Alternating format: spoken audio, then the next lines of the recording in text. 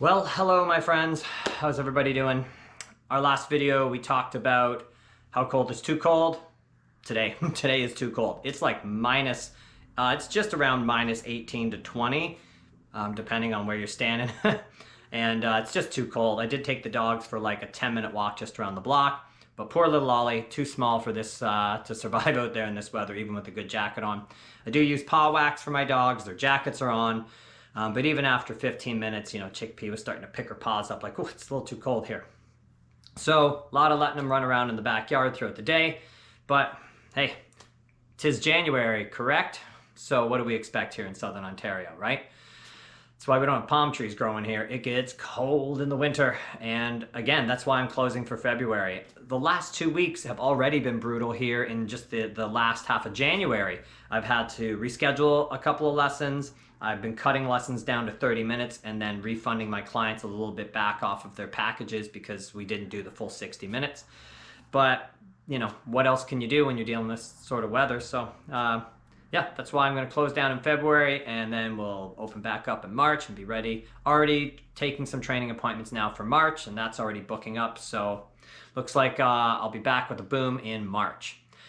And because right now I have such a long wait time, a lot of clients who are reaching out say they do want to wait and train with me. They've heard good things and they want to wait. But do I have any advice to help them in the meantime? So I thought what I'd do to kind of give everybody a little bit of guidance over the next month while I'm closed, and to anybody that's also struggling, maybe you've reached out to a couple of trainers and you're just finding that everybody's very busy.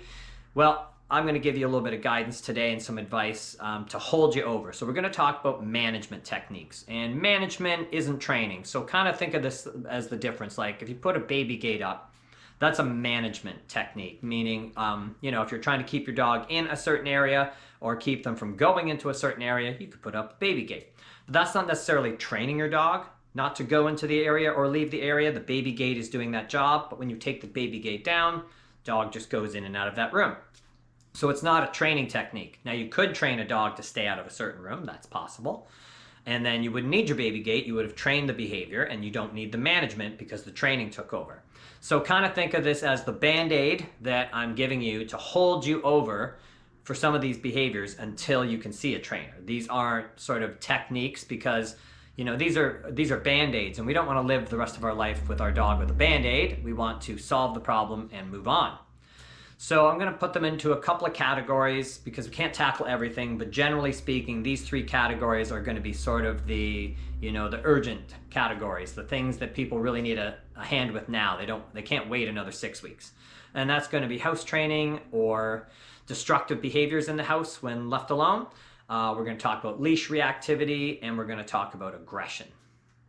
Okay, so let's talk about house training and destructive behaviors. So certainly the best management tool for this situation is going to be a crate. Lots of people have there's lots of information on how to crate train your dog. People will often ask me too, hey, I've got a rescue dog, he's 4 years old, but he's destructive in the house. Is this too late to crate train him? It's never too late. It's never too late to train anything in a dog or train anything out of a dog. So if you're struggling with crate training, then you're going to again have to reach out to a trainer or see if you can find some advice somewhere. But the crate, think of the crate like this. The crate is your dog sitter, your puppy sitter. Okay, so when you can't watch your dog or your puppy, the crate is there to do that job for you, so your puppy can't get into anything. Your puppy's not practicing, or your new rescue dog's not practicing unwanted behaviors, chewing on the baseboards, and doing these behaviors that then become habits. So in the beginning, when you can't watch your dog, that could be a new dog that's an adult, but you just don't know how the dog's behavior is going to be. You have no background on the dog, or it could be a puppy. A crate is a great management tool for just keeping your dog safe, keeping your dog out of trouble, and preventing unwanted behaviors from happening when you can't watch, okay? And that's going to go for house training issues. So the same, if you're having a lot of accidents in the house, then I would say if you can't watch your puppy, and I mean just for a moment, okay? If you can't watch your dog or puppy, like you say to yourself, I'm just going to go to the bathroom, I'll be 1 minute. What could happen in 1 minute? A lot can happen in 1 minute. So anytime you can't, or somebody in the family can't watch your dog or puppy, they should be crated until you can kind of work through different behavioral issues or the destructive behavior. There are ways to work around this. that's the general guideline I would say, is a crate, especially for destructive behaviors. You might have an area that you could leave your dog in, like a room, like a laundry room or a mud room. But again, unless you've sort of cleaned every little thing off of that floor or out of the dog's reach, they could still be destructive in there. But a crate, there's nothing in the crate to be destructive with, so they're not learning that, that they can be destructive. Because every time your dog's being destructive in the house and, they're getting away with that behavior, like nobody's there to say anything, then your dog's kind of learning that behavior is acceptable. Okay, so a crate is a great way to sort of manage your dog's behavior when you're not around. Okay, so that's the first thing I would recommend. For leash reactivity, lots of different techniques, and why don't I just put up the video on how to solve leash reactivity, because it's not that simple. Like, there's lots of different techniques, and I'm actually just finishing up now with a leash reaction case client, and we've worked through several different training tools and methods to come up with what has really been effective with their dog. So there's no one size fits all, and that's why I don't just make a video on how to solve leash reactivity, because it would just be too open-ended. There's too many variables. I have to work with you and your dog so I can see exactly what's going on and how your dog responds to the training. But I would say a few things.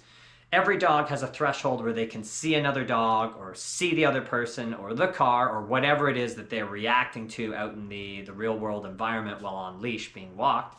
So first thing is building distance. If your dog is reacting to traffic, then maybe limit the amount of time you're on busy streets. And again, these aren't training techniques. These are management techniques to get you through until you can get some training. But building some distance, so that means always crossing the street from another dog, just in the beginning, so that at least the other dog, the stimulus in the environment is further away and a milder form of that stimulation. So the further you are away from another dog, the calmer that dog, but you can't control that as, your guide to sort of how to keep your dog from reacting. Well, hopefully it's a calm dog, right? We don't know how that dog's going to be. So simply building distance would be great. Trying to walk your dog at less busy times would be great. A lot of these are common sense, I would think. A lot of these are things that people that are struggling with leash reactivity are already doing. But again, I'm just giving you some guidance, and sometimes people just need to hear from a trainer that what they're doing is the right thing, at least even if it's just temporary, right? Like, we don't want to cross the street or hide behind a car the rest of our lives, but if that's what we've got to do in the meantime until we can get training in place, then at least, make it as best of a situation as you can for yourself and your dog while you wait to get training. So I would just say creating distance is the best way to go when it comes to leash reactivity. One of the things I would highly recommend against, people tend to do this where they want to have the dog sit and watch as the other dog goes by. That's a very bad idea. You're essentially doing nothing other than allowing the dog to build up anxiety or frustration or fear or whatever that reaction is based in. They're just building up, right, as they're watching the dog go by. So I would say crossing the street and just keeping your dog moving. Even if they're reacting, try and use your leash, keep the dog moving. At least then it's over with faster. I would say the sit as another dog goes by is something that would be more advanced, meaning you've already made progress with this behavior, and then you want to test and see if your dog can hold a sit and stay calm while another dog passes by. But it's certainly not the place to start. It's the place that would be coming closer to the end of the training. So in the beginning, cross the street, keep your dog moving. That's the best way to go for leash reactivity until you can get some training. And then the third thing we're going to talk about is aggression. Aggression is very stressful, and it definitely needs to be handled very quickly. As I would say anybody who's owned an aggressive dog can attest to, if it's not handled typically, in almost every case I've ever seen, aggression will not only continue, but it continues to invade more and more areas of your life. Like, people will tell me, well, it used to start with food. My dog would growl if I walked near the food. Then it escalated to snapping at me if I walked near the food. Then it turned into growling and snapping if I walked by a toy. Then it turned into growling and snapping if I walked by where they were lying on the floor. So it just becomes more pervasive, because you can kind of think about it this way. The dog is using aggression as a training tool on its owner. The dog is using aggression to control a situation, to control the resource, right? And a resource could be anything from food to a toy to a preferred place to lie down to a person. It can be anything the dog sees valuable. And once they start to see that the aggression backs everybody away, well, now they'll just start to apply that aggression in more and more situations because it's working for them. So first thing we're going to do is we're going to have to talk about a muzzle. And I get it. I know how these look. And I know nobody wants to use a muzzle. But again, think of a muzzle as a temporary tool. This is not a life sentence, okay? It's a tool that we're going to use to prevent the dog from actually being able to bite another dog or a person while we work through our training. So if you have a dog that's difficult and aggressive and you're concerned about what might happen on a walk, like maybe somebody else's dog approaches us and I can't stop them, then you could look at muzzle training your dog so that your dog cannot harm another dog even if you've lost control in a situation, right? Again, crossing the street and staying away from other dogs would also help the situation and probably, negate the need for the muzzle, but muzzle can help. If the dog's showing aggression towards, let's say, guests in your home, it's sort of become possessive of the house now and it's deciding who can enter your home. Then again, muzzle conditioning the dog so that you can have a muzzle on when guests are over. Also having a leash on, so if your dog is unruly, this could be aggression or just overexcitement with guests, have a leash on in the house when a guest is over. At least you'll physically have control of your dog and you can guide them over, have them sit with you, or just prevent them from jumping on your guests, right? So a leash on in the house, yes, a leash on in the house, goes a long way for a lot of situations, okay? And it can even help as a training tool, but again, using a muzzle for an aggressive dog, keeping a leash on, controlling their movements when a guest is in the house. If another dog's coming into your house, you're going to suggest or not even suggest, but mandate that the other guest also have their dog on leash so the two dogs' behavior can be controlled and you don't have a fight. Never leave things to chance. When it comes to aggression, it's just too dangerous of a behavior to just throw caution to the wind to.